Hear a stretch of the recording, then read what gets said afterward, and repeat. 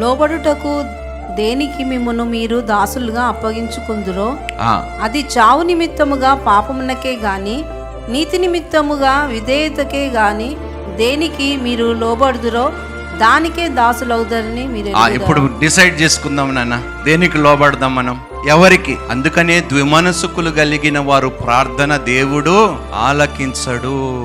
వాళ్ళు ఎలా ఉంటా, సముద్రములు కెరటాలు ఏ విధంగా లేచి కింద పడతాయి, వాళ్ళ బ్రతుకులు అంతే అంట, లేస్తాడు పడతాడు లేస్తాడు, స్థిరత్వము ఉండనే ఉండదు. అస్థిరులుగా ఉండకండి, ద్విమనసుకులుగా ఉండకండి.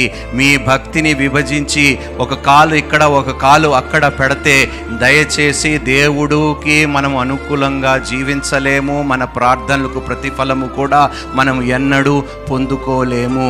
ఉంటే వేడిగైనా ఉండండి, చల్లగానైనా ఉండండి, కానీ గోరువెచ్చగా మాత్రము క్రైస్తవులుగా ఉండకండి.